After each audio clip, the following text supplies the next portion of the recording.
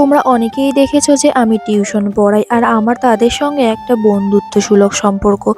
আমি তাদের সঙ্গে যেমন পড়ার সময় শাসন করি, আবার অন্য সময় তাদের সঙ্গে বন্ধুত্বের মতো ব্যবহার করি। তো আজকে আমি আমার একটা স্টুডেন্টকে নিয়ে চলে গেছিলাম একটু বিকালবেলা ঘুরতে। যেহেতু আমি ওদের সঙ্গে খুবই ফ্রি থাকি পড়াশোনার পরবর্তী সময়ে, তার জন্য ওকে নিয়ে আমি ঘুরতে গেছিলাম। আর এটা হলো আমার বাড়ির খুব পাশেই অনুকূল ঠাকুরের আশ্রমে। যেহেতু সেদিন পড়ানো ছিল না, তার জন্য স্টুডেন্টকে বললাম যে চলো দুজনে মিলে একটু টাইম কাটিয়ে আসি বাইরের থেকে। তার জন্য আর ও খুবই ভালো চুপচাপ, আর আমার সবার সঙ্গেই খুব ভালো সম্পর্ক।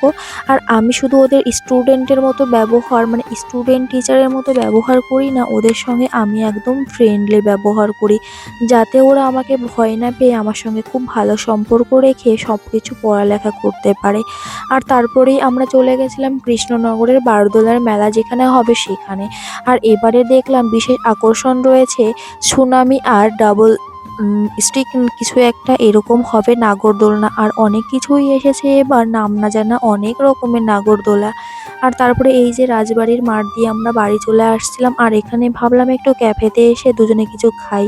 তো খেতে খেতে বৃষ্টি চলে আসছিল, তাই বৃষ্টির মধ্যে আমরা দাঁড়িয়েছিলাম, আর বৃষ্টি কমলে বাড়ি চলে আসছিলাম। টাটা।